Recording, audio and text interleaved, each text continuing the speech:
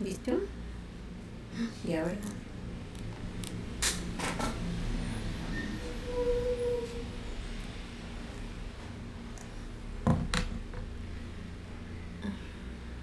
¿A dónde le muevo?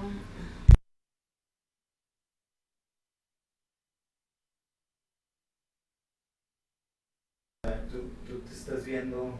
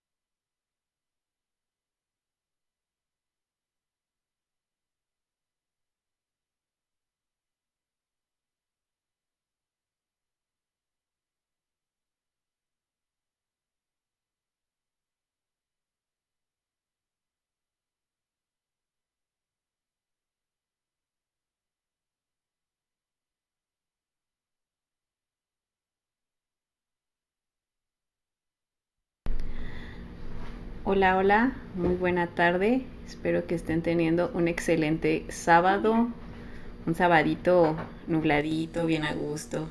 Entonces, espero que todos estén en sus casas disfrutando de este día y si no, pues paseando. Saludo, Liz, gracias por ahí que comentaste. Pues ahorita vamos a iniciar con la presentación. Igual les recuerdo que este tema es parte de la iniciativa Crecemos, que la intención es hacer visibles algunos temas de salud mental para que la mayoría de las personas puedan acceder a esta información y pues apoyar a las personas a acercarse a la atención a su salud emocional y mental. El día de hoy les quiero compartir acerca de los efectos que causa la violencia en los niños y las niñas, obviamente, y ver cuáles estas cosas, señales o situaciones en las que se ven envueltos los niños debido a situaciones que pueden vivir en casa, en la escuela o incluso en la calle. Entonces, pues quiero darle las gracias a las personas que estuvieron por ahí compartiendo la información. Igual poder seguir haciendo este tipo de eventos y también recordarles que por ahí hemos tenido otro tipo de eventos el mes pasado, algunas entrevistas con una terapeuta familiar, tuvimos el mes pasado, tuvimos nuestra primera entrevista fue con nuestra nutrióloga especialista en nutrición del deporte, que nos orientó un poquito acerca de algunas cosas. Y este mes vamos a tener un tema acerca de la importancia de las denuncias en cuestiones de violencia de género o violencia también sexual o violencia contra las mujeres, igual contra los hombres y los niños y las niñas. Entonces espero que el tema sea de su agrado. Si alguien tiene alguna pregunta, que no se escucha. ¿Sí se escucha? Ahí dicen que no se escucha, a ver ahí chequen. Porque está un poquito... ¿Sí? ¿Todo bien? Okay. A veces está un poco desfasado, no se estresen. Perfecto.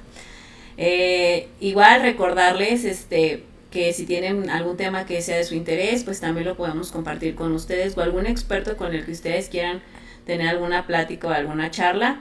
Entonces ya saben que siempre estamos con esa disponibilidad de buscar la información para que ustedes puedan pues tenerla al alcance. Y pues como les decía, el tema de hoy es cómo afecta la violencia a los niños. Les recuerdo mi nombre es María Elena Ibarra Santa Cruz, yo soy psicoterapeuta y vamos a abordar un poquito acerca del tema. Igual si alguien va teniendo dudas nos las pueden ir poniendo en el chat, igual recuerden que está un poquito desfasado, entonces vamos a ir checando los tiempos, ¿sale?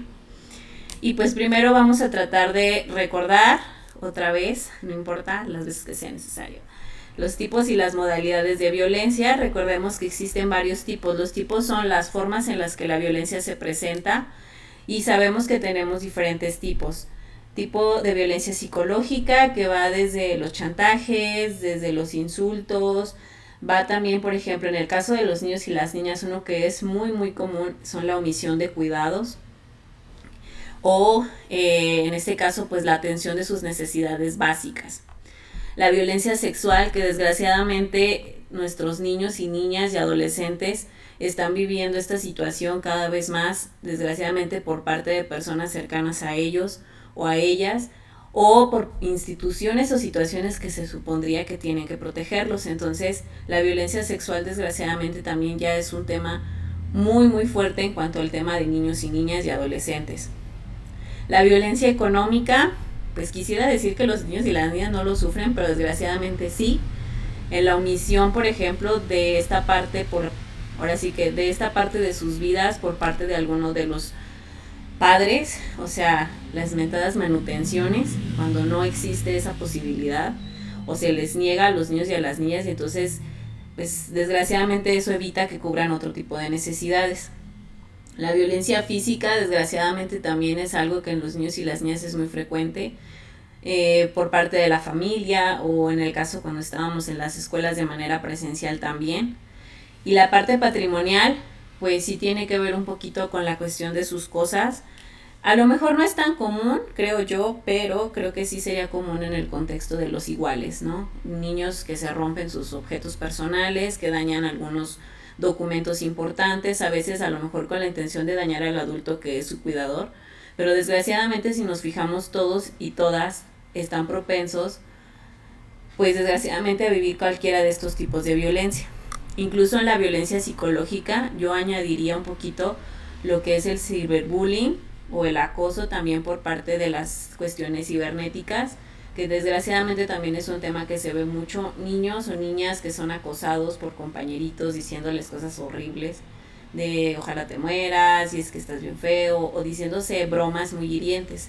Y esa es otra forma ya de violencia que la mayoría pues de nuestros niños la viven porque ya ellos nacieron en este contexto. A lo mejor a nosotros como adultos se nos hace mucho más extraño porque no estamos tan inmersos dentro de este tema.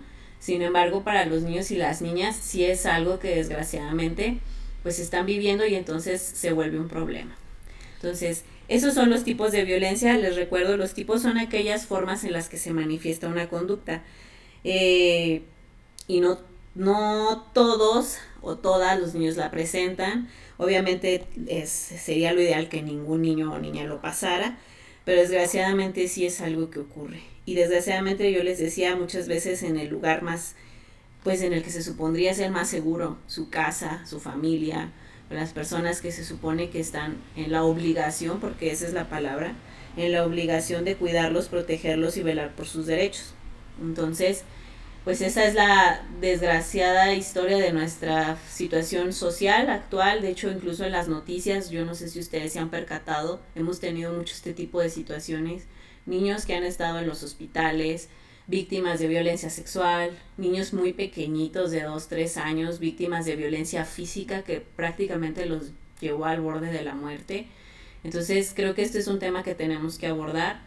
Es un grupo minoritario y aparte es un grupo que pues no tiene una voz y un voto, ¿no? Porque pues al final, ¿quién le cree cosas a los niños, no? Todo el mundo nos preocupamos más por los demás, pero no por ellos. Y en las modalidades de la violencia podemos encontrar, o recordemos que son los lugares o las instituciones o las situaciones en las que se presenta. En este caso, pues la modalidad laboral. Uno pensaría, para empezar, que los niños no tendrían que tener esta, pero desgraciadamente vivimos un país en el que sí existe la violencia laboral contra los niños y las niñas. Incluso existe esta parte del tema que es algo muy, muy fuerte y sobre todo aquí en Durango yo también lo he visto muchísimo, la explotación laboral de niños y niñas, ¿no? ¿Cuántos niños y niñas no hemos visto en los cruceros pidiendo dinero, bailando, arriesgando sus vidas? El otro día me tocó ver a unos chiquitos así como que, no sé, haciendo malabares. Yo así como de, ¿y si se cae? O sea, pues él no tiene seguro, no tiene nada, imagínate, se lesiona, se quebra un bracito o algo y pues qué difícil, ¿no? Y aparte no se veía ningún adulto que los estuviera cuidando, ni mucho menos. Entonces, pues por ejemplo, desgraciadamente en el ámbito laboral también, porque existe la explotación laboral de niños y niñas y adolescentes. La institucional, pues creo que también hemos visto casos de niños con violencia dentro de los lugares donde se supone que los tendrían que cuidar, omisiones de cuidados o situaciones, o las mismas instituciones que les niegan lo que por derecho pues les corresponde, ¿no? Entonces, pues también, desgraciadamente ellos también viven esta violencia, aunque ellos no vayan por propia cuenta a veces a buscar esa ayuda o esa parte, sin embargo, pues la están viviendo. En el aspecto comunitario, pues también, ¿no? Las peleas callejeras, las pandillas, lo que tiene que ver con la explotación sexual, la explotación también laboral, pues tiene que ver con el ámbito comunitario, ¿no? Los niños y las niñas que se encuentran en estos ámbitos y que al final de cuentas están ahí pues bajo el resguardo de un adulto, pero sobre todo con la intención de explotarlos y sacar de ellos un provecho económico. En la escolar y la docente, pues no se diga, ¿no? Tenemos el bullying, por su excelencia, niños que son ya sea por sus mismos compañeros o por las mismas personas que son los maestros o los administrativos, y que entonces se ven acosados a veces al grado de tomar decisiones tan difíciles como quitarse la vida, lastimarse o incluso responder con esa misma agresión o esa misma agresividad con la que ellos fueron tratados y entonces cometer delitos contra sus propios compañeros. La violencia en el ámbito escolar, desgraciadamente, en nuestro país ha tomado vidas, muchas vidas, y yo creo que Durango, aunque no sea algo tan visible o que se vea en los medios de comunicación, sí existe muchísimo de este tema. Me ha tocado atender niños que ya no quieren ir a la escuela porque en la escuela los molestan, les dicen muchas cosas, y uno pensaría que no son cosas tan graves, pero de verdad es impresionante la cantidad de odio, porque yo creo que es odio y agresión que hay en ese tipo de conductas. Y pues la familiar, desgraciadamente, la familia que se supondría que es esta parte de protección, de cuidado, de poder estar ahí con ellos, pues a veces es donde más se les violenta, ¿no? Se les grita, se les insulta, a veces les decía yo, pues la violencia sexual en el ámbito familiar es un tema muy delicado que no hemos abordado como instituciones, que no hemos abordado tampoco como a veces servidores públicos, y desgraciadamente es algo que está creciendo. Niños y niñas que son expuestos años y años a sus agresores, y que incluso yo me ha tocado atender adultos, y estos adultos que en su infancia vivieron este tipo de situaciones, pero por el temor a lo mejor a que los juzgaran, a que les dijeran algo, pues prefirieron callarse.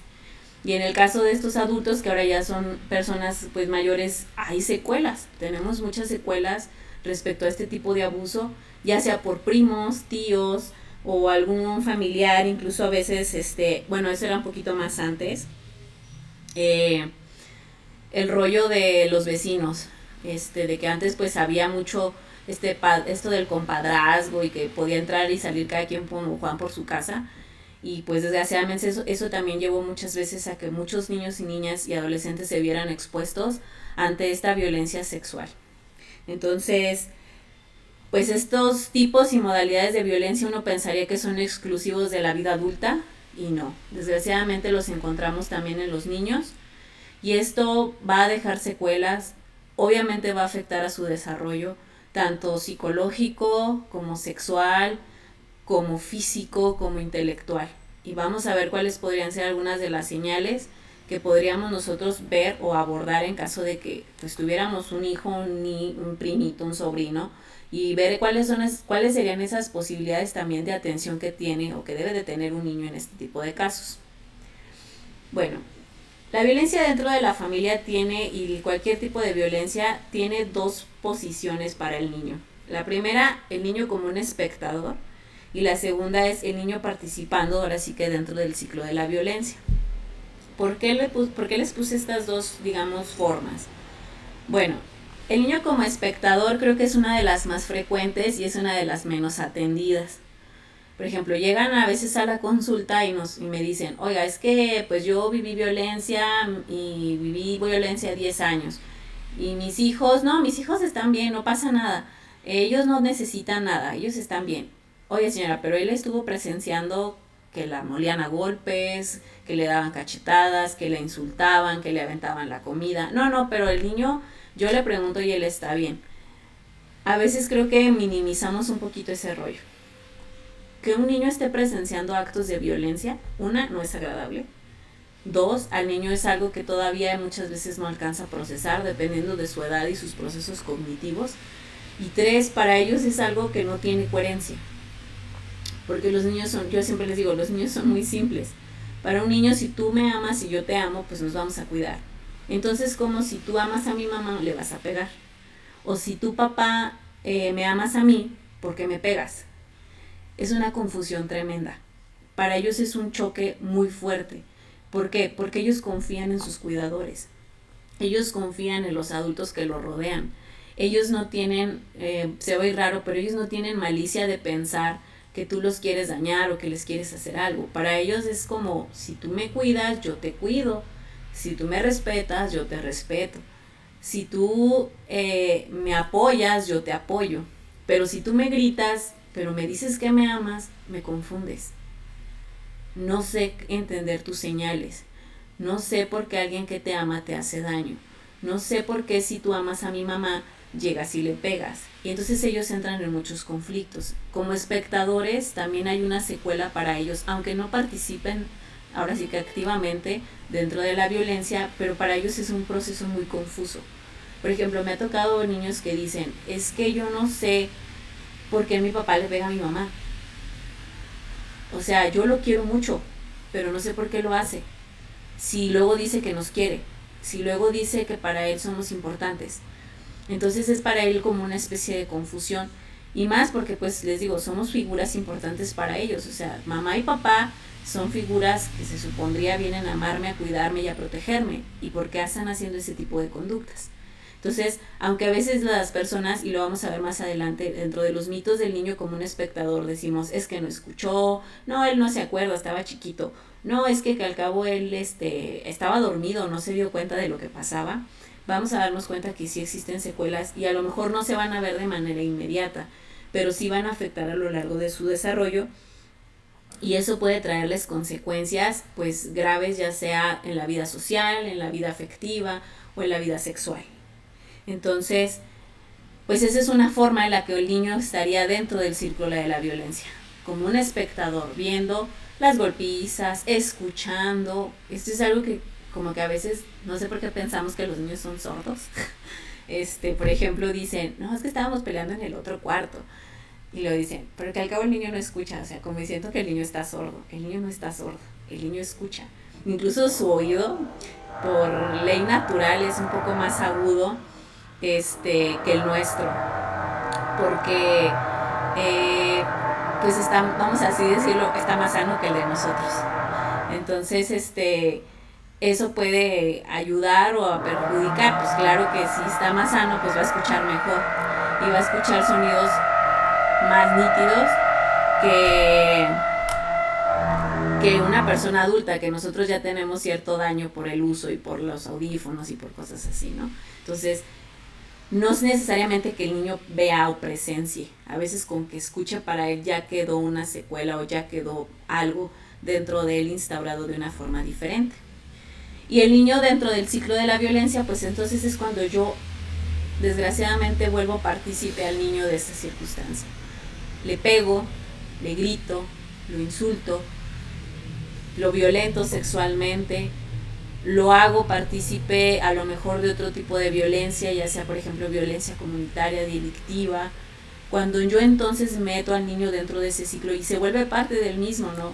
Pasa exactamente como cualquier otro ciclo de violencia, pues la cuestión de todo está en aparente calma, todo está bien, luego viene una acumulación de la tensión, luego explota la situación, luego viene el acto de violencia y al final otra vez viene el arrepentimiento y ahora sí la luna de miel y otra vez es un cesar completamente igual que el de lo que ocurre en las parejas. Pero este ciclo de la violencia se repite con los niños, ¿no? Como del papá que luego se siente arrepentido por haberle gritado e insultado y va y le compra algo, o va y lo lleva a pasear. Entonces, tenemos que aprender a detectar cómo es que el niño participa dentro de las cuestiones de la violencia, y entender cuál es cuál es la perspectiva desde donde lo está viviendo y lo está viendo, porque eso va a ser bien interesante y bien importante a la hora también de hacer un diagnóstico y al momento de ver cómo podemos apoyarlo. ¿En qué sentido? Bueno, si tenemos al agresor en casa, pues ¿qué vamos a hacer? ¿No? Legalmente, ¿qué procede? Hay que tener protocolos internacionales, hay que proteger cuestiones de derechos humanos. Y entonces ahí también, pues a veces, aunque yo no quiera, voy a tener que tomar acciones que a lo mejor van en contra de una persona pues que está violentando a un niño. En este caso, pues es un delito. Entonces cualquier delito como tal debe ser denunciado y por lo tanto castigado. Entonces el niño puede fungir de estas dos maneras y las dos van a dejar sus secuelas. En este caso, por ejemplo, cuando el niño es espectador, por ejemplo, ocurren muchos tipos de situaciones.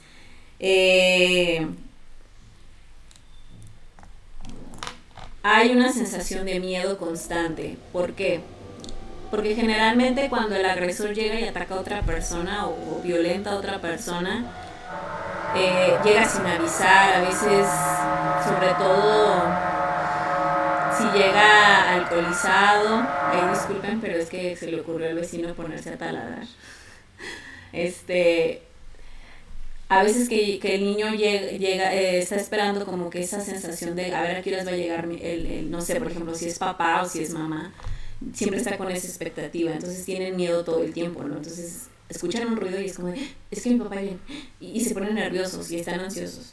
O, ay, no, es que yo no me quiero quedar con fulana persona porque esa persona me va a hacer daño. O cuando van a la escuela, ¿no? Ay, no, es que yo no quiero ir a la escuela, mejor aquí me quedo, es que me siento mal, es que me duele la cabeza, es que me siento enfermo.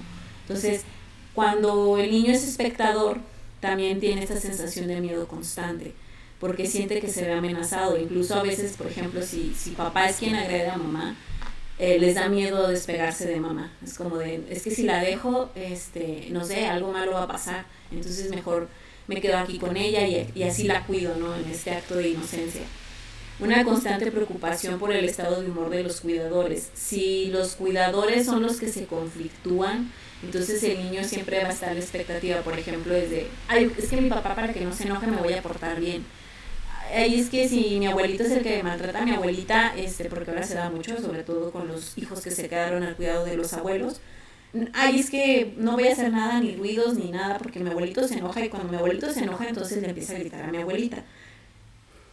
Entonces esto empieza a ser como esta sensación de estar en alerta, cuando realmente eso no debería de ocurrir. Un niño no debería estar preocupado por el estado de ánimo de un adulto. Al contrario, los adultos somos quienes deberíamos ayudar y enseñar al niño cómo es y cómo debería ser este manejo de su control de emociones, no prohibirlas, no señalarlas, sino decirle, mira, esto es la tristeza, y cuando uno se siente triste, ay, se siente así, así, así. Ah, mira, cuando estás enojado es por esto y esto, y cuando estamos enojados podemos hacer esto y esto. Pero no que el niño esté preocupado por si yo estoy triste, si yo estoy enojado, o si mi humor va a cambiar y entonces voy a tener que hacer algo para que la persona que está a mi cuidado no se enoje. Como espectador también empiezan a aparecer las pesadillas. El niño empieza a tener este tipo de recuerdos, este tipo de circunstancias y entonces está constantemente alerta y empieza a tener pesadillas por las noches. Las pesadillas puede ser que él logre dormir, pero se despierte a lo mejor agitado a medianoche, o que de verdad no pueda dormir, o que toda la noche esté muy inquieto. Los niños tienen características que son muy constantes. O sea, uno sabe, bueno, quienes tengan hijos, yo no tengo, pero se ve, los sobrinitos en los primitos y todo eso. Los niños tienen muchas constantes. Por ejemplo, un niño cuando empieza a, no sé, a dormir diferente, empieza a comer distinto, cuando el niño ya no duerme su siesta, cuando el niño antes dormía poquito y ahora está durmiendo demasiado, es cuando tenemos que tener esas señales de alarma de que algo está pasando con él. Y las pesadillas, por ejemplo, son un signo muy claro de que algo en su parte psicológica o psíquica está inquieta. El niño no se siente tal vez a salvo. Hay niños que incluso se levantan llorando o se levantan así como sollozando y entonces están en un pánico constante. Entonces piensan que algo va a pasar o que algo va a cambiar o que algo va a salir de control, ¿no? Y empieza a tener ese tipo de cambios de comportamientos, al grado que a veces hay muchos niños que dejan de dormir, prefieren ya no dormir, prefieren ya no, ya no irse a acostar, les da miedo a veces incluso que la noche llegue porque dicen que pues van a soñar cosas feas, o incluso como yo les decía en este punto de que como ya conocen la cuestión del cuidador, les da miedo muchas veces el que vaya a pasar, ¿no? Cuando llegue. Entonces, por ejemplo, muchos niños ya saben que su papá llega en la noche borracho y le pega a la mamá, no, él no va a dormir, no quiero dormir, y empiezan a tener alteraciones, sobre todo en sus ciclos de sueño normales y naturales. Aparece mucha inseguridad, el niño se siente que su mundo es amenazante. Entonces, por ejemplo, se vuelven niños que si antes salían a la calle a jugar, ahora es como de no quiero, es que va a pasar algo, es que va a pasar alguien, no quiero salir porque dejo sola a mi mamá, no quiero ir a la escuela porque cuando estoy en la escuela pasan cosas malas, me da miedo estar con extraños, me da miedo ir a un parque, me da miedo incluso a veces estar, aunque estén mis cuidadores, me da miedo estar allá afuera. Entonces se vuelven muy inseguros, incluso con sus actitudes, se nota mucho. Si antes eran niños que jugaban, no sé, salían a jugar fútbol, se subían a una bicicleta, empiezan a dejar esas cosas y ya no se sienten seguros, incluso ellos mismos dicen, no, ¿para qué? Ya no soy tan bueno, no, ya no me gusta, es que el otro niño lo hace mejor que yo, entonces ya no tiene caso que yo lo haga. Empieza a haber este sentimiento de minusvalía, de inutilidad. Y por ejemplo, si tenemos cuestiones como el cyberbullying, pues empieza a haber una baja en su autoestima, ¿no? De que se sienten feos, se sienten malos, se sienten sucios, a veces se sienten mal respecto a su apariencia física, sus habilidades. Entonces ellos mismos se van aislando. Hay una necesidad en la búsqueda de soluciones. El niño quiere o piensa que él puede solucionar el problema. Una vez me tocó un pacientito que dijo, es que yo quiero trabajar porque si yo llevo dinero a mi casa, mi papá ya no le va a pegar a mi mamá porque el pleito de papá y mamá era el dinero.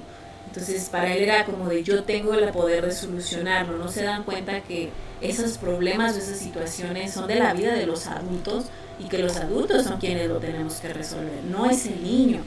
Entonces tenemos que aprender en este caso a ayudarles a que ellos se den cuenta cuáles son ahora sí que sus obligaciones y sus derechos, atendiendo realmente a cosas que sean reales, ¿no? O sea, un niño no tiene por qué trabajar, un niño no tendría por qué estar preocupado porque tú como adulto llegues todo estresado, todo enojado, todo molesto. Un niño tiene otras habilidades, otros retos personales en su propio crecimiento, como aprender habilidades, como el disfrutar de su infancia, aprender a socializar, aprender conocimientos, aprender a divertirse, aprender sobre la vida, sobre habilidades que le puedan servir para la vida. Entonces, el niño a veces en esta cuestión de ser espectador y querer solucionar empieza a fantasear en este tipo de situaciones. Estrés. Uno pensaría que los niños no deben de tener estrés, pero sí lo tienen. Cuestión básica, todos tenemos estrés y es necesario porque es lo que a veces nos mueve, pero no a un estrés que cause malestar. O sea, hay niños que, los niños sobre todo empiezan a somatizar, se enferman, les da gripita, les da mucho dolor de estómago, se empiezan ahora sí que pues a poner muy mal, pero es por esta cuestión del estrés, de estar siempre en ese constante sentimiento de alerta, de estar siempre con el miedo, de tener siempre esta inquietud de que a veces ni siquiera ya en su casa pueden estar tranquilos. Entonces el estrés empieza a ser así como muy visible para ellos. Les decía, sus hábitos se cambian y eso se nota mucho en un niño, ya no duerme, ya no come o come muchísimo o empieza a dormir demasiado. Antes salía con los primitos, ahora ya no los quiere ver. Antes tú le decías algo y el niño platicaba y ahora ya no quiere decir nada. O antes jugaba con sus compañeros y ahora los agrede. Entonces hay un cambio muy brusco de sus actitudes y sus conductas y este estrés empieza a provocar en él, pues puede provocar muchísimas enfermedades o muchísimas situaciones. Un niño bajo situación de estrés y si no hay un buen manejo, le puede detonar en otro tipo de circunstancias, porque al final, como yo les decía, nosotros como adultos, y atendiendo un poquito al comentario que nos hace por ahí Rickson, los niños están para que nosotros les enseñemos cómo controlar sus emociones, porque ellos no saben, están en ese proceso. Entonces, pues no podemos estarlos confundiendo, no podemos estarles dando información errónea o estarles impidiendo que puedan explorar sus emociones. Ese es nuestro trabajo, darles ese lugar seguro donde ellos puedan platicar, sacar sus dudas, decirle, oye mamá, es que me siento enojado, pero no sé por qué. O fíjate que cuando me enojo, ellos son muy hablar así como que en partes físicas. Ay mamá, es que me siento caliente cuando estoy enojado, me hierve la sangre. O estoy triste mamá y me siento mal, me siento cansado mamá. Entonces ellos usan ese lenguaje y esa es una forma de explorar sus emociones. Pero ¿qué hacemos nosotros a veces como adultos? Se las negamos. No estés enojado, no te enojes, no estés triste. No, es que los niños buenos no se enojan, no se entristecen, no existe nada de eso. Entonces nuestro trabajo es hacerlos ver que son niños, que son humanos y que tienen derecho a sentir todas estas cosas y nosotros a darles la información que les ayude a resolver esas dudas y esas inquietudes. Ansiedad. Los niños, desgraciadamente, y sobre todo ahorita después de la pandemia, hemos tenido casos de verdad, no se imaginan cuántos ni qué cantidad de niños con problemas de ansiedad. Niños que de verdad ya no saben o no pueden liberar esas emociones o que se sienten muy presionados, a veces ya sin ganas de hacer nada, con esta situación de desesperanza y pues son niños, no deberían estar pensando en esas cosas. Y les digo, a veces es también desde el punto de vista donde en su propio entorno pues no hay ese sentimiento de seguridad, o sea, no se sienten capaces, no se sienten seguros, se sienten ansiosos, tienen miedo. Entonces, pues claro que esa sensación de no poder manejar esas emociones los va a desbordar. Entonces la ansiedad empieza a presentar estragos también en su vida cognitiva, escolar, en su forma de relacionarse con sus familiares, con sus hermanitos, con sus compañeros. Entonces eso también es algo que afecta a nuestros niños desgraciadamente y no lo estamos atendiendo. La falta de concentración, los niños cuando tienen problemas, nosotros lo vemos muy seguido. Por ejemplo, los niños son muy... No todos los niños le van a poner atención a la escuela, porque hay niños a los que no les gusta, sinceramente. Hay niños que fuimos raros y sí nos gustaba, pero no a todos les pasa.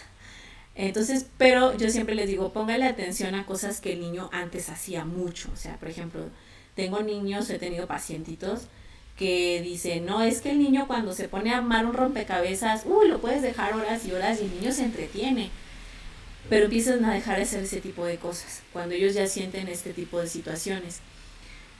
O por ejemplo, antes veía esta película y se estaba mucho tiempo viéndola y estaba bien a gusto y se acostaba, a lo mejor sí se paraba y todo, pero él estaba en su atención y a veces ya dejan de hacer ese tipo de cosas, ya ni siquiera les interesa.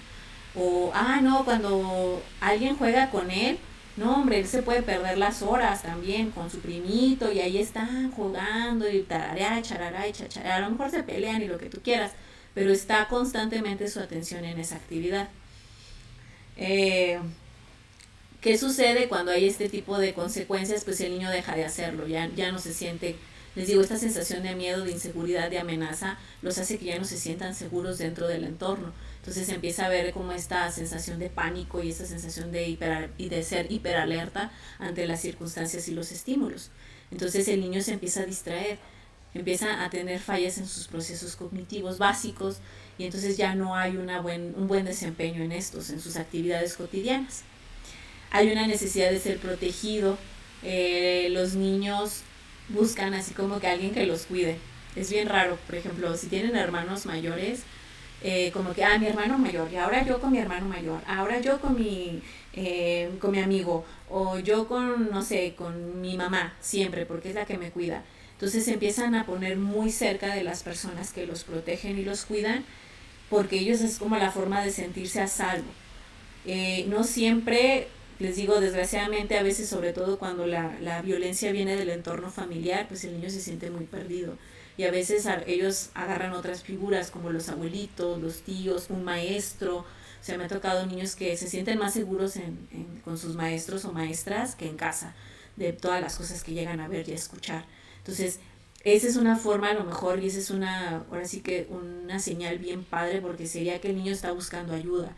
Y a veces nada más basta con que nosotros le demos esa apertura para que el niño platique o nos exprese todo eso que está pasando y todo eso que le está angustiando.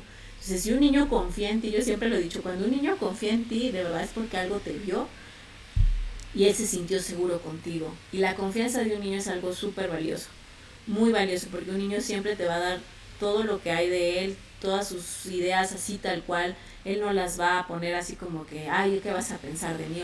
No, él va a hablarte desde su honestidad y desde su parte muy genuina.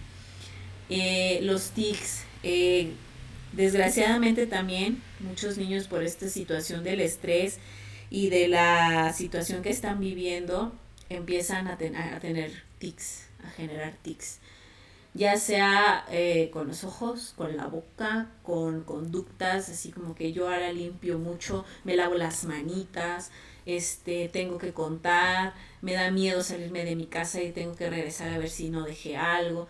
Tics que se supondría que son de adultos, sí ya los empezamos a ver en niños, desgraciadamente, y es como esa misma sensación de querer tener el control, de solamente así me voy a asegurar que tengo el control, que voy a estar bien, que todo va a estar bien. Entonces, si los empiezan a manifestar, cada niño es diferente, sería imposible que yo les dijera, mira, va a ser así, así, así, porque no existe, cada niño es diferente y también va de acuerdo a las etapas del desarrollo, porque tenemos niños muy pequeños, pero también tenemos niños ya un poquito más grandes, casi entrando a la pubertad, y cada niño va a presentar diferentes circunstancias y también va a depender del tipo de violencia en la que el niño se ve inmerso. Y pues obviamente lo que yo les decía, el cambio de comportamiento. Yo creo que una señal que nosotros como adultos tenemos que tener bien claro es, si un niño se está comportando diferente es porque algo está pasando. y yo tengo que tener esa parte de cuidarlo y estar al tanto de qué es lo que está pasando. No siempre son, vamos, aquí como se los pondría yo, a veces son cambios que ya duraron mucho tiempo. O sea, a lo mejor un día se explica que el niño anda cansado porque se fue a jugar toda la tarde y pues entonces el niño ya regresó y pues obviamente se durmió toda la tarde. Pero si el niño ya tiene una semana durmiéndose tarde sin hacer nada más que estar en casa, dices, ah, caray, como que eso ya está muy raro. O si el niño antes comía muy bien, a lo mejor un día le cayó algo mal, se enfermó de su pancita y lo que tú quieras, pero solo fue una vez o un día, tomó su medicina, se curó y todo bien, ahí no hay un problema. Pero si ya tengo un niño que tiene semanas, que no está comiendo, que se está vomitando, que le duele la panza, que le, no sé, casi comer para él es un martirio, entonces eso es un cambio de comportamiento que yo tengo que tener en cuenta. Si todas estas cosas aparecen o alguna de ellas, pues es señal de que debemos estar muy atentos. Platicar con ellos, acercarnos, revisar, ver situaciones que puedan ayudar a mejorar esa parte. Entonces, estas son algunas de las consecuencias cuando el niño es espectador. Obviamente también, por ejemplo, están otras como el niño aprende a relacionarse en base a lo que ve. Son esponjas, de verdad. Si el niño ve que tú a todo mundo le gritas, él también va a creer que a todo mundo gritándole se va a sentir bien, que todo va a estar bien. Entonces, nosotros tenemos que ser el modelaje. En la cuestión de habilidades socioemocionales y sociales, los adultos somos quienes damos el modelaje. Entonces, si el niño te escucha decir malas palabras, si el niño te escucha que despotricas contra la gente, si el niño escucha que a lo mejor eres grosero, que a lo mejor maltratas a las personas, pues claro que para él va a ser lo más normal. Y entonces él simplemente lo va a replicar, porque él entiende que así es como funcionan las cosas, aunque no necesariamente sea de esa manera. Y esas serían las consecuencias, vamos como si fuera un espectador. Ahora vamos a ver con las consecuencias cuando el niño es quien vive la violencia. Bueno, la primera es, pues obviamente vamos a tener heridas, cicatrices, fracturas, quemaduras, y pues ya en los casos así como muy graves, pues vamos a tener lesiones de consideración. En este caso, sobre todo si es violencia física y sexual, vamos a tener daños en ciertas partes de los cuerpos, por ejemplo, en el caso de los niños, la área genital, la área anal, puede haber daños como desgarres o situaciones de ese tipo. Existe el miedo, igual, constante, a ser lastimados, a que alguien les vaya a hacer algo, incluso ellos ya se sienten amenazados por todos, sobre todo con cuestiones de violencia física y sexual, el niño ya no confía. De verdad siento que es cruzar una línea y es de las cosas más agresivas que podemos hacer. O sea, sinceramente yo no lo dimensiono, pero pues sé que existe. Pero cuando a un niño lo ves, lo violentas en el sentido físico, cruzas una línea muy sagrada. O sea, de verdad es muy difícil que el niño entienda qué estuvo pasando en ese momento. O sea, a veces los gritos y eso como que lo saca de onda, pero yo creo que la violencia física y sexual es otro nivel de agresión más fuerte y con más secuelas. El miedo pues es constante, ¿no? Les digo, ya no se quieren quedar solos en casa, ya no quieren dormir solitos, a lo mejor ya les da miedo a la oscuridad, ya no quieren ir a la escuela, o si su agresor está en casa, pues ya no quieren quedarse en casa, ya no quieren hacer muchísimas cosas. Empiezan a aislarse también del mundo y de las circunstancias. El contacto de físico les puede ser incómodo. Aquí creo que tenemos que tener mucho cuidado, miren. No sé por qué las personas, bueno, sí, somos afectuosos, todos somos afectuosos, somos cariñosos y demás, ¿no? Pero si a los adultos a veces nos incomodan ciertas cosas, por ejemplo, no sé, que te saluden de beso, que te saluden de abrazo, a lo mejor no es lo tuyo. Todos somos diferentes. Imagínate a un niño, o sea, que un extraño llegue y se lo empiece a besuquear o le empiece a dar abrazos, para él es invasivo. Y a veces los adultos tenemos esa muy pésima y mala costumbre de obligar a los niños a saludar a otros adultos como si fueran así como que nada. O sea, si los niños tienen voz y voto y saben lo que quieren y saben lo que es, o sea, si tu niño le preguntas, oye, ¿quieres saludar a tal persona? El niño te lo va a decir, son honestos, la verdad. Dentro de sus características es que la honestidad es como algo muy básico para ellos. Entonces, para muchos de ellos, cuando hay situaciones de violencia, sobre todo de abuso sexual y físico, el contacto físico con otras personas de manera invasiva es horrible. para ellos es revivir aquello que estuvieron pasando. Entonces tenemos que tener mucho cuidado. Yo siempre les digo, pídale permiso al niño. Oye, ¿te puedo abrazar? Oye, ¿te puedo dar un beso? Oye, ¿te puedo, aunque suene algo tonto y que digas, ay, ¿cómo le voy a pedir permiso a un niño? Es su cuerpo y tenemos que aprender a respetarlo. Porque ahí es donde el niño entonces aprende que así como nosotros le dimos ese respeto, él puede pedir ese y exigir ese respeto a otras personas. Entonces, tenemos que ser muy cuidadosos con ese tipo de cosas. Y también, si el niño no quiere, hay que respetar sus cosas. O sea, de verdad, si el niño no te quiere abrazar y no te quiere besar, respétalo, dale su espacio, déjalo. No tiene por qué ser así. No lo obligues a hacer cosas que no quiere. Porque de verdad no sabemos desde qué perspectiva lo está viviendo. Obviamente hay un miedo constante a su agresor. O sea, si, no sé, es violencia sexual por parte de un primito, pues no se va a querer quedar con él. Y a veces las personas no alcanzamos a escuchar ese tipo de señales. Entonces, no, sí, quédate con tu tío, quédate con tu primo, no pasa nada. Mira, es el que siempre te cuida. Pero si el niño está diciendo que no, escúchalo. De verdad, escúchalo. O a veces con la mamá y el papá, o sea, de verdad, ahorita que veamos esta cuestión de la sumisión, de los cuidados, es, de verdad a veces, aunque sea su mamá y su papá, son las personas que más los maltratan. Entonces, claro que el niño en su ahora sí que su autodefensa, pues no quiere estar con ellos. Y a veces nosotros, no, si es tu papá, ándale, ve con tu papá. Ay, es tu mamá, mira, ¿cómo no vas a querer a tu mamá? Les damos consignas que para ellos de verdad es difícil de procesar. Entonces debemos tener mucho cuidado y mejor estar alertas de lo que el niño está queriendo decir. Obviamente las pesadillas también, sobre todo cuando tenemos cuestiones de violencia física y sexual, el niño tiende a revivir el evento. Entonces, sobre todo en las noches se siente muy vulnerable y puede despertar sollozando, incluso con esta especie de regresión donde se haga de pipí, donde se haga popó, donde tenga cosas que ya había controlado y él ya había manejado y entonces empieza a tener regresiones junto con las pesadillas. Un comportamiento como de bebé, yo les digo, es como si el niño va en su desarrollo normal, obviamente va ganando habilidades, va dejando otras, pero si hay de repente un cambio muy drástico, como por ejemplo, no sé, que el niño ya se quiso sentir bebé otra vez y, ay, mamá, me quiero dormir en la cuna contigo otra vez. Ay, espérate, si tú ya te habías ido a dormir solo, tienes años durmiendo solo. ¿Por qué? Porque a lo mejor tiene miedo.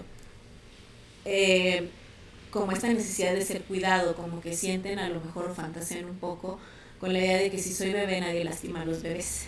Entonces quiero ser bebé porque cuando soy bebé nadie me hace daño. Pero entonces estos comportamientos ya no corresponden a su edad cronológica. Aquí hay una diferencia. Nosotros en psicología manejamos como que la edad real y la edad cronológica, la edad como que ahora sí que pues se supondría, ¿no? Porque pues todos los desarrollos, les digo, son diferentes.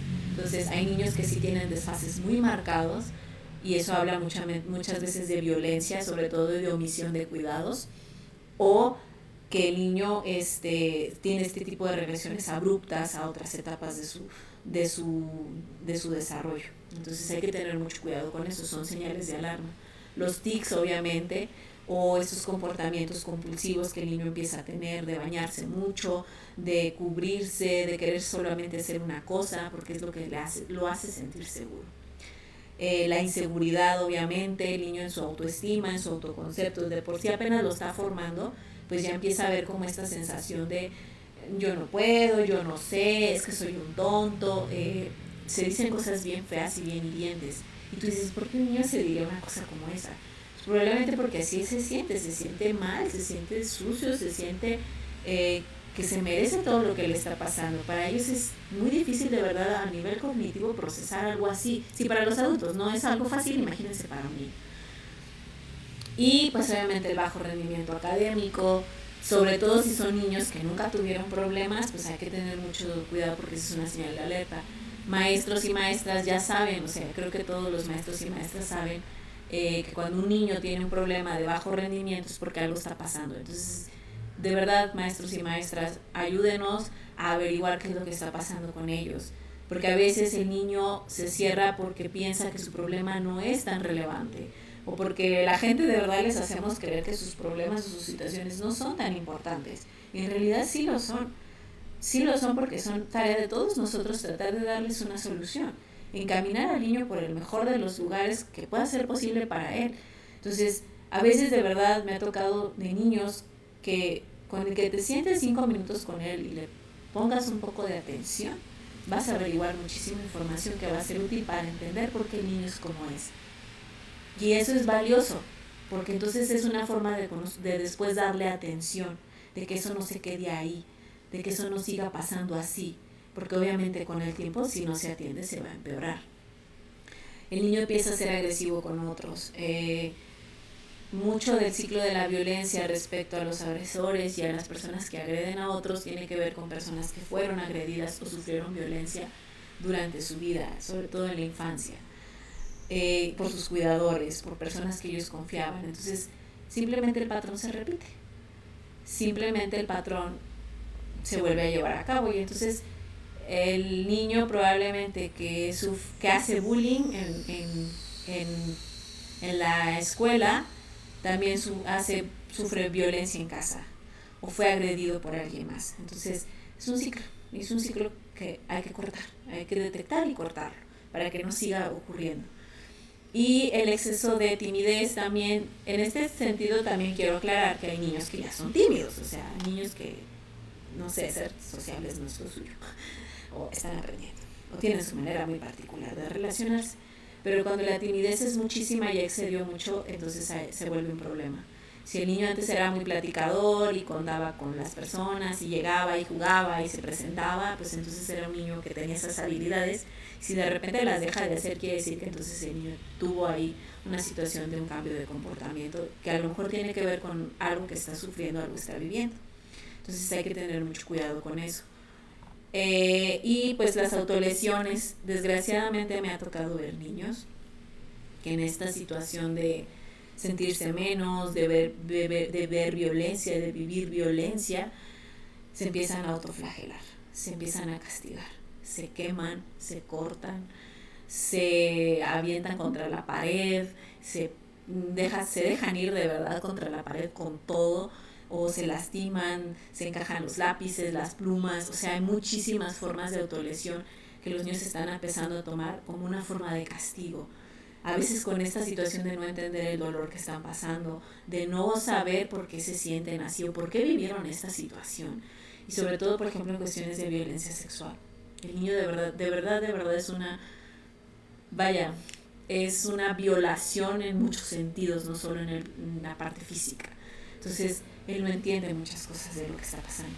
Y para él sus recursos a veces lo llevan a autolesionarse, a lastimarse. Para entonces a lo mejor ver si está todavía en este plano, si puede resolver algo, si puede tener control de algo. Entonces, sí empiezan a hacer conductas muy destructivas para sí mismos. Entonces hay que tener mucho cuidado con este tipo de cosas. Yo les digo a veces a los papás, una forma de darse cuenta de esto es, si ustedes todavía los bañan, siempre estar alerta. Que trae, oye, ¿dónde te hiciste esto? Ah, mamá, me caí de la bici. Ah, bueno, pasó una vez, pero ya esta herida van varias veces que pasa igual. No, esto ya no es una caída de una bici. O que lo ven que se rasca mucho los genitales, o que se está agarrando constantemente el ano. O sea, ¿por qué está haciendo eso? A lo mejor le duele, a lo mejor le pica, a lo mejor algo hay que llevarlo a revisar al médico y a lo mejor ahí vamos a tener las respuestas. Sé que a veces es muy difícil afrontar la parte de cómo un niño puede llegar a ser violentado, pero yo creo que es más difícil dejar a un niño en ese estado, dejarlo ahí y que siga sufriendo todo ese tipo de circunstancias.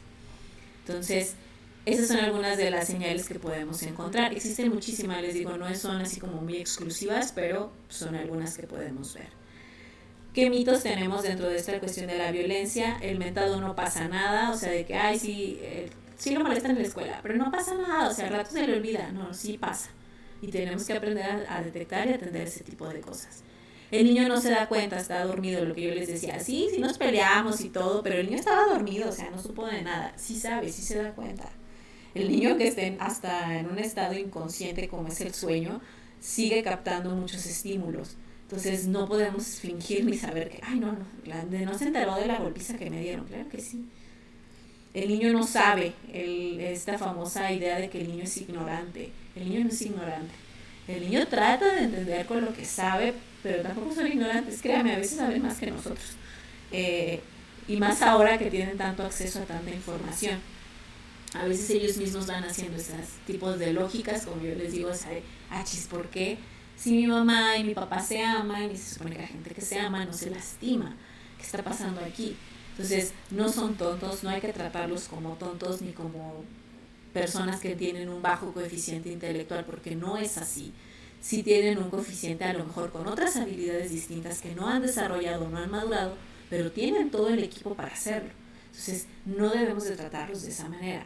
Él ya se acostumbró. Esa no sé por qué, en lo personal me choca mucho, porque es como de, ¿cómo que ya se acostumbró? ¿Cómo un niño se va a acostumbrar a vivir en violencia? Pues no le queda de otra. Al final de cuentas el niño vive ahí, pero no quiere decir que le guste ni que esté acostumbrado, porque no sabes en la tensión en la que él constantemente está viviendo. Igual en la escuela, ay, se va a acostumbrar. No, ¿cuál que se va a acostumbrar? Es al buscarle una solución, no que se acostumbre. No podemos seguir permitiendo este tipo de actos bajo ninguna circunstancia. No quiero que se quede sin papá o sin mamá. A ver, si el cuidador, y esto lo marca la ley, si el cuidador no es una persona que esté capacitada para estar en la atención de un niño, que esto es algo que los padres deberían de considerar antes de tener a sus hijos, es toda la responsabilidad que esto implica, pues decirlo abiertamente, decir, ¿sabe qué? No puedo, no sé cómo, y pedir ayuda, pedir apoyo, pero no simplemente pensar que, ay, no, es que no quiero dejar a mi esposo porque mi hijo se va a quedar sin papá y entonces yo no quiero que eso pase. Cuando a veces los niños de veras en terapia dicen, ay, ojalá mis papás se divorciaran, porque ya no los aguanto. Entonces, hay que preguntarle al niño también cuál es su perspectiva, cuál es su visión de las cosas. Yo estoy hablando a veces por mis necesidades y, vaya, disminuyo las del niño. Y no debería de ser así. Y si el cuidador, por mucho que sea el cuidador, papá o mamá, no está capacitado, pues hay que buscar soluciones. O lo capacitamos, o lo orientamos, o simplemente se le retira la tutela del niño, porque tampoco se vale que un niño esté siendo violentado nada más porque su papá o su mamá no ha recibido un tratamiento porque no ha querido o porque no ha tenido esa responsabilidad social con él. Entonces tenemos que tener mucho cuidado con eso. Que para que forje carácter, esa la escuché una vez de un señor y dije, ay no, casi lo ahorco, no más que hay que ser Dalai también en esto. Un niño no va a forjar carácter a base de circunstancias de este tipo. El niño deberá aprender en su momento a responder a las agresiones, pero no por eso lo vamos a mantener siempre en una constante agresión, ni lo vamos a mantener en estados, en situaciones que para él son estresantes. O sea, no se trata de eso. Entonces hay que ver qué es lo que quiere el niño, cómo se siente, y si es una situación que lo está poniendo en peligro, lo tenemos que sacar de ahí. Esa es nuestra obligación como adultos. Nuestra responsabilidad es velar por sus derechos y por su buen desarrollo, no por estarlos metiendo en más problemas. O sea, no es posible. Al rato se le olvida.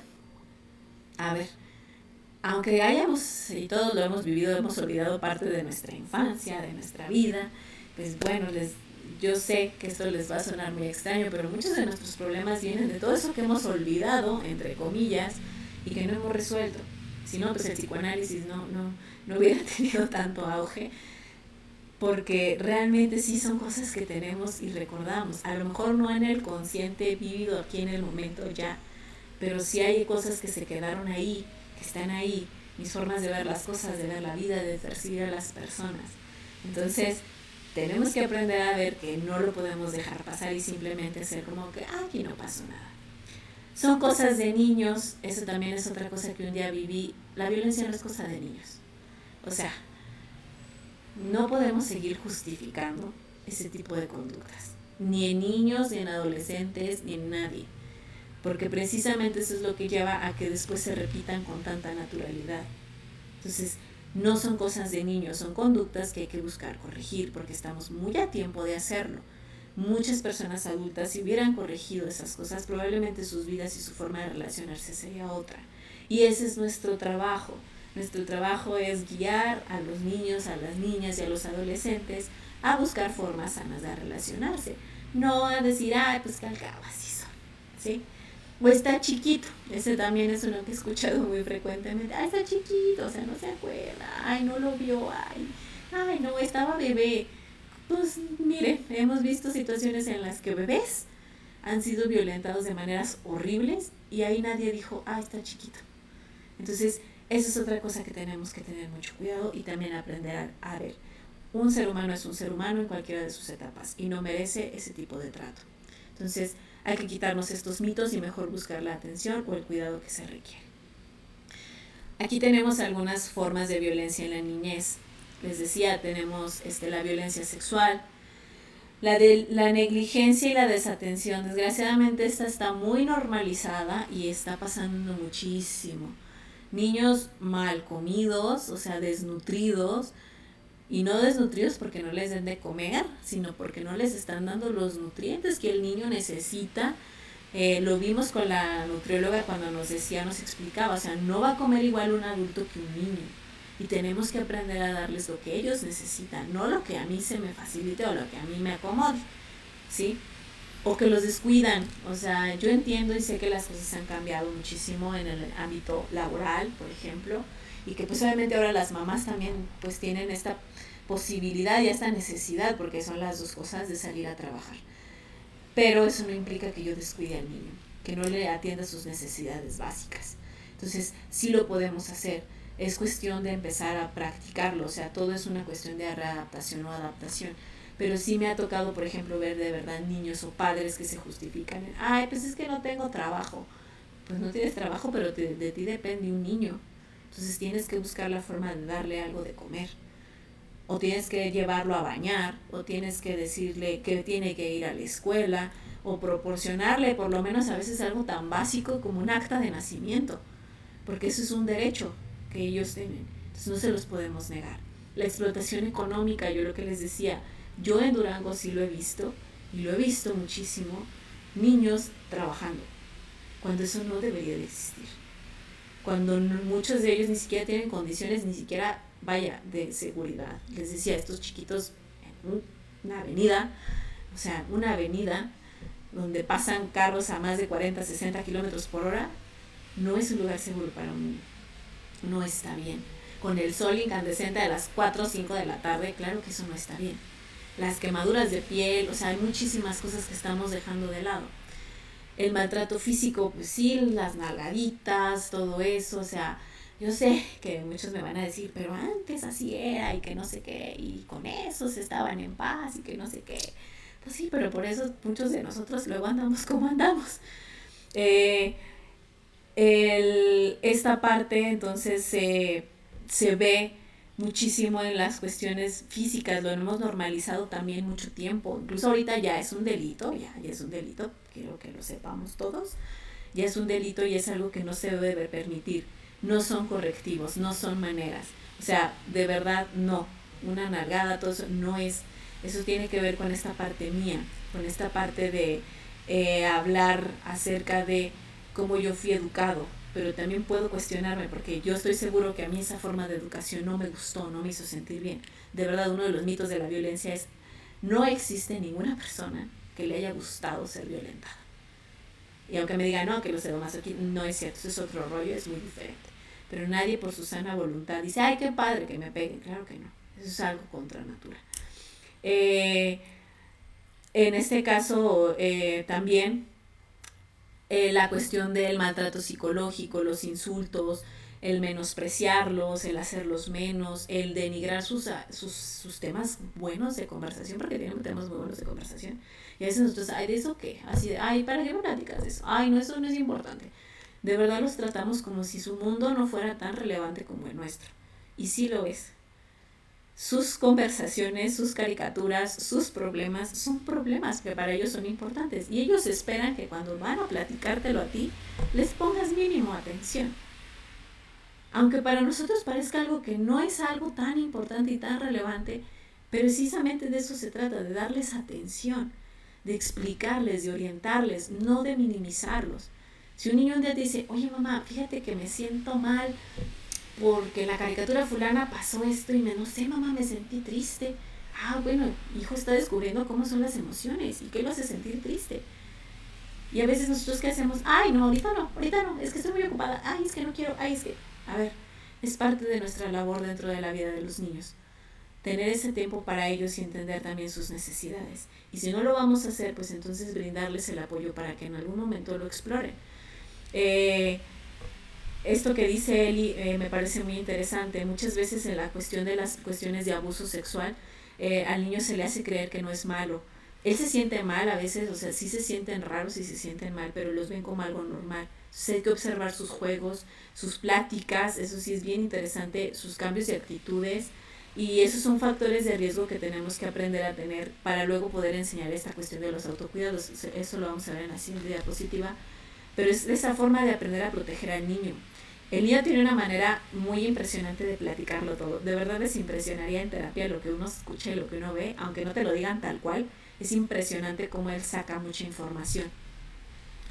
Y es parte de su forma de comunicación que todavía no es, o sea, todavía está en un proceso de evolución. Entonces hay que aprender a ver sus juegos, hay que aprender a ver lo que dicen, las palabras que utilizan, los juegos que ven. Papás, por favor, se los pido, se los suplico, póngales candados a sus celulares, por favor. Todos los celulares se les puede poner un programa para que sus hijos no entren a páginas pornográficas, a páginas donde haya contenido que el niño todavía no entiende.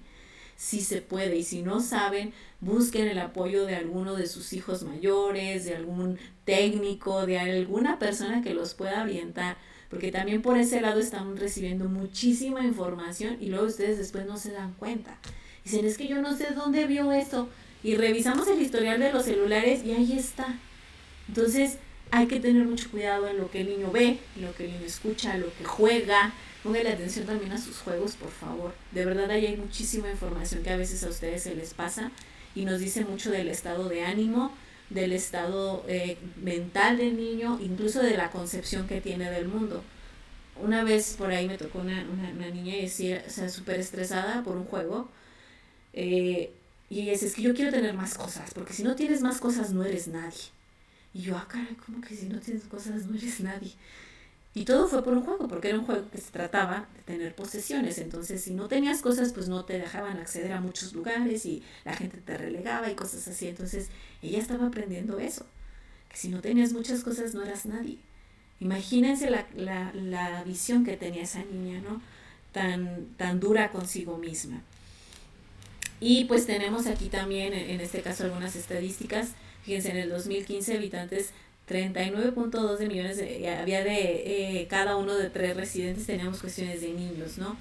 Teníamos niños, o sea, al menos 2 niños menores de 14 años mueren por causas de violencia familiar. Les digo, no nos vayamos lejos. Durango nos acaba de pasar hace poco con esta pequeñita que su papá literal la golpeó, o sea, bajó a la mamá de la camioneta y se llevó a la niña y quién sabe qué tanta cosa no le habrá hecho. Entonces, imagínense, niños que, bueno, nosotros acá en el estado de Durango, porque sé que nos ve gente de fuera, niños en la área del Mezquital y la Sierra, que están muriendo de hambre, que están muriendo por cuestiones de violencia, de delincuencia o, por ejemplo, organizada, que sería violencia comunitaria, o niños que tienen esas cuestiones del abuso sexual muy, muy fuerte. Entonces, mueren de tanto daño, mueren de tantas secuelas, pues claro, son niños, sus cuerpitos apenas están en desarrollo y ya están sufriendo todo este tipo de situaciones. Entonces, Durango, por ejemplo, sí creo que tiene una deuda con esta cuestión de la infancia. Y aunque ya se han creado algunos lugares para atenderlos y para procurarlos, creo que todavía nos falta muchísimo. Y sobre todo en el ámbito de la violencia sexual. Entonces, ¿qué podemos hacer también para reducir este tipo de cosas? Bueno, la Organización Mundial de la Salud nos da algunas recomendaciones, que sería, por ejemplo, controlar el uso del alcohol y las drogas en los papás. Muchos niños, desgraciadamente, son víctimas de sus progenitores, pero por el influjo de sustancias. Les digo, no nos vayamos lejos, el caso de esta chiquita que nos pasó hace poco, el papá estaba, me parece, en estado inconveniente y se le ocurrió bajar a la mamá a golpes y se llevó a la niña en un estado de inconsciencia. Pues protegerle la formación en las materias de desarrollo en los niños y las niñas con valores, con habilidades, con situaciones de autocuidado, por ejemplo, en las escuelas. Por favor, maestros, ayúdenos mucho con eso, ayuden a los niños a identificar esas cosas de riesgo, ayudarlos a controlar esa agresividad y el enojo. El enojo no es una mala emoción, es necesaria, pero tenemos que aprender a canalizarla, a llevarla por un camino donde no dañemos a terceros. Esa es la parte, y el niño también lo puede hacer, de verdad, no hay que negarles esa posibilidad. y dialogar en un lugar donde se puedan solucionar las cosas, no los golpes, no las agresiones, enseñarles que hay otras formas de solucionar las cosas. Entonces, darles herramientas para poder formular esta cuestión de pues del autocuidado y de las formas o las habilidades necesarias para hacer frente a la agresión. La agresión al final de cuentas siempre va a estar, pero también tenemos que tener muchísimo cuidado con la manera en que los vamos a enseñar a resolver. Esta es parte de nuestras funciones como adultos, enseñarles a resolver. Y pues, ¿qué hay que hacer? Siempre que tengamos un caso, sea conocimiento profesional, personal y demás, nuestra obligación legal es, y nuestra obligación moral es, brindar esa atención integral, ya sea llevando o dando parte a una institución o nosotros mismos siendo quienes demos esa cabida. Si son mis hijos, mi obligación como padre o madre es brindar por el bienestar de mi hijo. Y si eso implica llevarlo a un psicólogo, eso sí implica llevarlo al médico, si eso implica interponer una denuncia contra un familiar, esa es mi obligación. Porque yo estaría incurriendo también en esa falta de no proteger sus derechos. El niño debe de tener siempre, y todo tipo de atención siempre tiene que ser integral. O sea, no solo la parte psicológica, sino también la médica, sobre todo si hubo cuestiones de abuso. O sea, cómo esto va a afectar su desarrollo físico, qué cosas, qué materiales, qué medicinas necesita el niño para sobreponerse a esta situación. No, a veces no hacemos ese tipo de integración, no estamos muy acostumbrados, pero eso es lo que se espera de nosotros como servicios de salud de todo tipo. Tengamos esa interrelación entre nosotros. También la institucional. Si yo no sé, si yo desconozco, puedo dar parte a las instituciones para que se tome algo sobre el caso. O sea, a lo mejor yo como papá digo, la neta yo no sé cómo le voy a hablar a mi hijo de sexo. Y está bien, se vale reconocer y decir, la neta no sé. Pero entonces buscar a una institución que me apoye o me ayude a cubrir esa parte. No nomás decir, no, pues ya ni modo. Esa es la parte que tenemos que tener en consideración. Esas son las omisiones en las que muchas veces caemos y no nos damos cuenta que al final también estamos violentando al niño con sus derechos y con sus posibilidades de crecimiento. Y pues en lo legal también, aunque los niños no tengan todavía la edad legal, ya existen mecanismos para que ellos puedan actuar contra quienes los han agredido o puedan agredirlos o han realizado violencia. Les digo, aquí en Durango existe un tribunal especializado para la atención de niños, niñas y adolescentes, como representación en caso de que quien los agreda sea el papá o la mamá. Entonces tenemos que aprender a buscar esas instituciones, a acercarnos a ellas, a buscar un profesional, a no seguir incurriendo en las mismas faltas que hemos llevado hasta ahora. Entonces hay que buscar todos esos apoyos y hacerle también ver, esto es muy importante, dentro de las escuelas y dentro del ámbito psicológico y también médico, siempre podemos enseñarles a los niños acerca de sus derechos y también sus obligaciones, obviamente, pero también hablarles sobre su derecho. Y aquí es algo fundamental.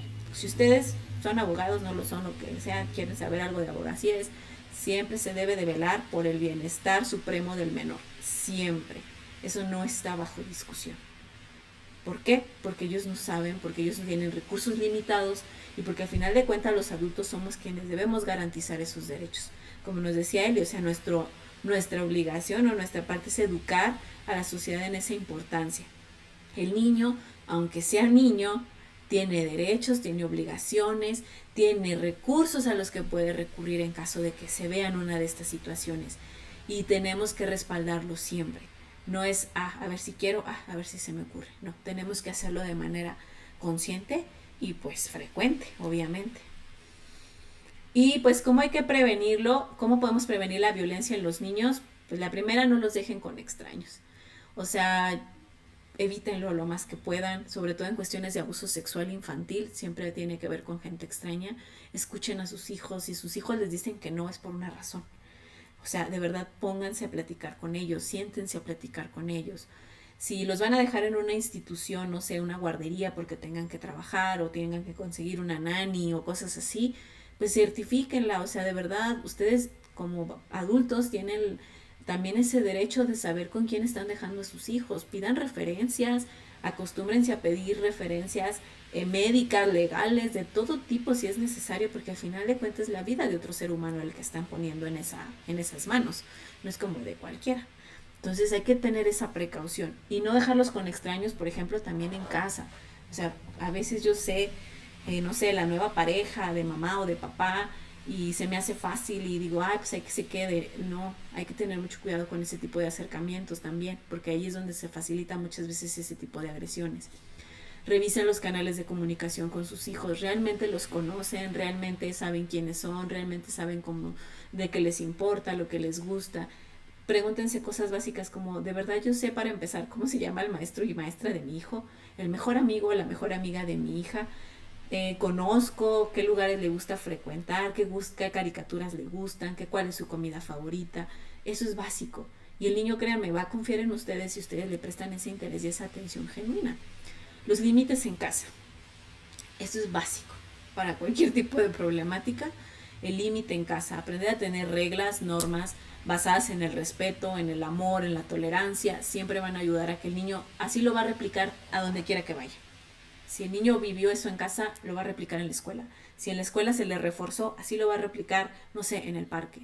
Entonces hay que aprender a tener esos límites del respeto también, porque a veces también en casa es como de, ay no, que él haga lo que quiera y que él puede faltarle el respeto al hermanito, que al cabo el hermanito está más chiquito. Y entonces el niño claro que lo va a replicar más adelante. Y entonces también él se puede volver parte de esa generación de violencia, aunque de una manera muy diferente. Entonces hay que ver esos límites, esa parte de tener un límite en casa y estarlos constantemente revisando, porque los límites van cambiando de acuerdo a la edad. O sea, van adquiriendo cierto tipo de situación, recuerdo el desarrollo del niño, recuerdo de acuerdo también a la dinámica familiar, cómo son, cómo se llevan, etc. Hay que mejorar la convivencia, o sea, mejorenla. No sé, de repente pónganse a jugar con ellos, vayan al cine, o sea, yo sé que ahorita la pandemia nos la puso un poco complicada, aunque también nos la puso más sencilla, pero es parte de esto. O sea, un niño no lo vas a conocer a menos que no te metas a su mundo, y su mundo es muy diferente al tuyo de adulto. Entonces, bájate su nivel. O sea, si él quiere jugar a las canicas, pues vas a jugar a las canicas. Si él quiere jugar a las muñecas, juega a las muñecas. O sea, hasta para ti como adulto a veces es muy liberador porque es desestresante, sales de tu rutina, entonces ayuda muchísimo. Entonces hay que mejorar esa convivencia, generar ese vínculo de confianza, de que si mi hijo me pregunta algo, no satanizarlo, no regañarlo, ¿no? Porque me ha tocado también a veces que el niño llega, obviamente, pues sus dudas normales de, oye mamá, ¿y qué es el pene? Y la mamá, no andes diciendo eso, porque hablas de eso, que no sé qué, y los regañan. Y el niño es como de, ok, ya no voy a preguntar nada. No, hay que aprender a hablarles desde la parte del respeto, desde la parte del amor, desde el conocimiento. Y les digo, si no saben, busquen el apoyo con alguien. O sea, que psicólogo, la neta, yo no sé hablarle de esto. Dígame cómo le explico. Para eso somos los psicólogos también, para la parte de orientación. Oiga, maestro, es que el niño me ha preguntado esto de biología y no sé qué decirle. Bueno, pues vamos a hacer algo para explicarle. Pero no los dejen así, ni tampoco cierren ese canal de comunicación. Porque al final de cuentas, pues el niño confía en ti y por algo se acercó contigo. Entonces, pues eso es una buena señal, ¿no? Hablar de diferentes temas y si no, pues buscar un profesional, lo que yo les decía. O sea, pues hablen de todo. Ni modo, pues el día que uno decide ser papá, pues creo que todos están expuestos a ese tipo de cosas. Entonces, pues hay que hablar de todo, ¿no? Y si algo a mí me causa un conflicto, pues a lo mejor buscar el apoyo, pero no dejarlo pasar. No dejar que la duda o que la angustia se haga más grande. ¿Sabes que vamos a resolverlo? ¿Quieres saber, por ejemplo, el caso de adolescentes? ¿Quieres saber algo de sexo y yo no sé? Pues vamos con un ginecólogo y que te platique, que te explique, que te diga qué va a pasar y todo, con un psicólogo, con un sexólogo, pero busca el apoyo, no te quedes nada más en, ay, algo se le olvida, porque no se le olvida, va a buscar información y tú no sabes tampoco qué tipo de información va a querer acceder. Manejo mucho el respeto, la tolerancia y las relaciones sanas. Hablar desde esa perspectiva de que todo ser humano, por ser humano, merece un respeto. Que la tolerancia es bien importante, aprender a ver las diferencias. A ver, hijo, mira, tu amiguito tiene una religión diferente a la tuya, pero no por eso le vas a decir groserías o le vas a faltar el respeto. Porque al cabo es tu amiguito, vas a jugar con él, vas a aprender. Y si algo no te parece, pues simplemente dices, ¿sabes qué? Yo no estoy de acuerdo, pero podemos hacer esto. ayúdenlos a negociar, a ser asertivos, no a que, no te juntes con él porque él es, no sé, testigo de no sé qué. O sea, no. Tenemos que aprender a ayudarles a ver esa parte de la tolerancia y las relaciones sanas en esta cuestión de los autocuidados y del respeto. Si yo, como adulto, veo que me estoy relacionando de manera negativa o mala con mi pareja, con mi familia, bueno, pues tengo que enseñarle al niño que eso no se hace. Pues ¿cómo se hace? Con el ejemplo. Las relaciones sanas de, a ver, pues mira, si alguien te dice algo, puedes hacer esto, puedes hacer aquello. Si algo no te gusta, puedes hablarlo. Si te sientes incómodo, puedes decirlo. Si, no sé, no te gusta algo de lo que la persona te está diciendo, te está haciendo, bueno, puedes hablarlo también y decirlo. Pero enseñarles a eso, a que se comuniquen, a que haya una relación recíproca, a que haya cuestionamientos, porque de eso se trata, no de nada más decirles, pues te aguantas y ya. No. Tenemos que ayudarlos en ese proceso, somos sus guías al final de cuentas. Y esta comunicación con su entorno escolar, yo sé que a veces parecería obvio, pero de verdad hay muchos papás que ni siquiera saben cómo se llama la maestra. Y digo, si sus maestros y maestras pasan horas y horas con sus hijos, creo que pues lo mínimo debería saberse su nombre. ¿Por qué? Porque ellos son parte importante de la vida de sus hijos, pasan mucho tiempo con ellos, los conocen en otros ámbitos, ven cómo se desarrollan, entonces tengan esa atención de, la maestra, ¿y cómo ve al niño de vez en cuando? O sea, aunque ustedes sepan que no hay un problema, no le hace, vayan y dense una vuelta, o en la junta, o oiga maestra, ¿cómo ha visto al niño? Fíjese que yo he visto esto, ¿usted qué ha visto? Los maestros, créanme que tienen la apertura, la mayoría tienen esa apertura porque también les interesa el bienestar del niño, entonces aquí siempre hay que hacer trabajo triangular. Papá, niño, familia, profesionales, todos, maestros, todos tienen que estar ahí. Y entonces es parte de lo que va a ser una solución de una situación crítica que el niño llegue a presentar. No nada más decir, pues el maestro pues, no sé ni cómo se llama, ni sé ni quién es, ni sé si le está encargando tareas o no, pues quién sabe. No, involúcrense en ese tipo de cosas. Tampoco les digo que se la pasen ahí porque sé que tienen que trabajar, pero involucrarse un poco no les va a afectar y es parte de nuestras responsabilidades. Preguntarles a ellos o a ellas sobre temas que les interesen. Yo les digo, de verdad, así sea, no sé, la gallina ciega, no me quiero aventar aquí un comercial de todas las caricaturas, pero del pollito pío, de lo que sea. Si el niño quiere hablar de eso, hablen de él con eso. O sea, porque es hablar de sus intereses genuinos. Y eso le va a ayudar también muchísimo al momento de expresarse, de mejorar esa parte de comunicación y socialización. Entonces, ayúdenlos, o sea, pónganles atención genuina. Miren, yo les mentiría si les dijera que ser terapeuta de niños no es divertidísimo. ¿Y por qué es divertidísimo? Porque los niños tienen una imaginación, una creatividad, unas historias de verdad muy padres. Y a veces ustedes se las pierden por no estar ahí, por no estar presentes. Entonces, no lo hagan, de verdad es muy padre. Tengo unos niños que cuentan unos chistes buenísimos. ¿Para qué les cuento? Hoy me contaron uno, por cierto, ¿quieren que se los cuente? Para bajarle un poco a la atención. Me dice un paciente, ¿qué le dice un perro a otro perro? Y le digo yo, wow, y luego me dice, no, qué pedorro. Y yo, ¿sí me dio risa? No sé ustedes, pero estuvo bueno, 2, 3. Entonces, ese tipo de cosas, de verdad yo dije, mira qué ingenioso. Pero es parte de esta cuestión de ponerles atención, de estar en su entorno, de ver qué les interesa, las caricaturas, porque como nos dice la compañera Eli, ahí vamos a encontrar mucha información sobre ellos, sobre su estado de ánimo, sobre su estado mental actual, sobre qué les preocupa, qué les ocupa. Entonces eso es, aunque no nos lo digan directamente, porque un niño no va a llegar y te va a decir, oye mamá, me preocupa que no tengamos dinero. No, pero en sus juegos lo vas a ver reflejado. Pero en su forma de relacionarse con sus compañeritos se va a ver reflejado. Entonces hay que ponerles mucha atención. Enseñar los autocuidados, enseña autocuidados a tu hijo. ¿Cuáles son los autocuidados? Desde nadie debe de tocar tu cuerpo, desde, mira, come sano, esos son autocuidados básicos. Mira, si te sientes mal, dímelo, porque también hay muchos niños que se guardan ese tipo de información, porque los papás se enojan cuando se enferman, no sé por qué. Dilo que te sientes mal, aprende a hablar de que te sientes mal. Ten cuidado, por ejemplo, prevención de accidentes en niños es básico. Mira, el niño no puede cruzar solo la calle, debe aprender a ver los dos sentidos. Autocuidados emocionales. Te sientes triste, vamos a platicar. ¿Por qué te sientes triste? ¿Qué pasa? ¿Qué te angustia? Mamá, me siento a veces preocupado. ¿Qué te preocupa? La tarea, las cosas. Aunque les digo, a lo mejor para nosotros pensaríamos, esa preocupación no tiene, sí tiene sentido. porque para él es algo importante. Entonces, por lo tanto, se va a volver algo importante para nosotros. Estos autocuidados de enseñarles a, por ejemplo, autoprotegerse, los números de emergencia, las sustancias peligrosas, el por qué hay cosas o conductas que ellos aún no pueden hacer. O sea, nada más es cuestión de explicarles. Les digo, los niños no son tontos, no tienen problemas mentales, son muy buenos, pero tenemos que explicarles y darles la información. Y hay que ayudarles a mejorar su autoestima. De verdad, vieran lo feo que se siente a veces que un niño te diga que se siente feo, que se siente tonto, que se siente inútil, cuando realmente pues ellos están apenas aprendiendo. O sea, invítenlos a que confíen en ellos, invítenlos a no te preocupes, si no salió en esta, va a salir en la que sigue. O mira, vamos a buscar otra forma. O mira, vamos a hacer esto. No te gustó esto, vamos a intentar hacer otra cosa. Pero no los juzguemos tan fuertemente porque no les sale. Yo siempre les digo a los papás esta cuestión.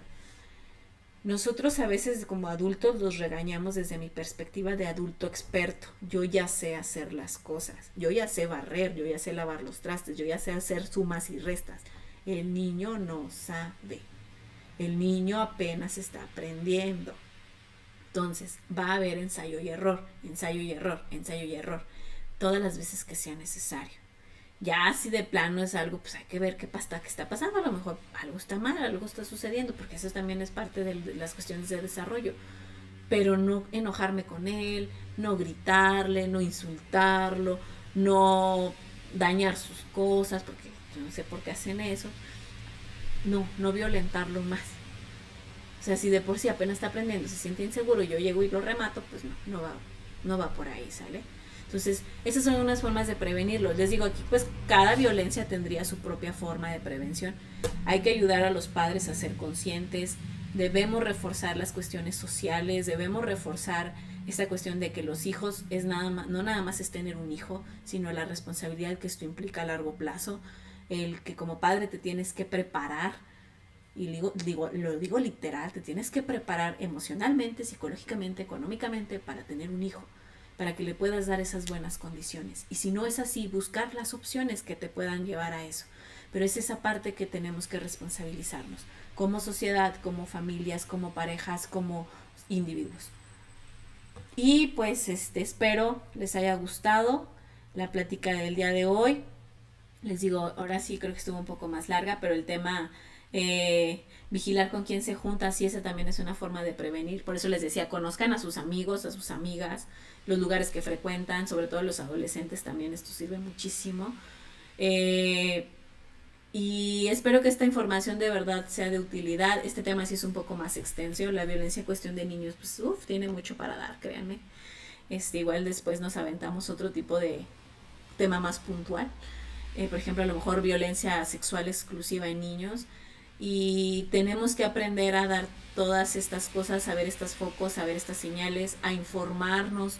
Les digo, la iniciativa Crecemos para eso es, para que la gente tenga acceso a esta información, que a lo mejor ahí está y siempre va a estar porque pues están los libros y demás, pero hay que pues hacerla llegar. Eso también es parte de nuestra responsabilidad como profesionales. Entonces, buscar la forma de que la gente se informe. Yo como maestro a lo mejor, pues dar una plática sobre esto, ¿no? A lo mejor, o invitar a un psicólogo a que dé una plática.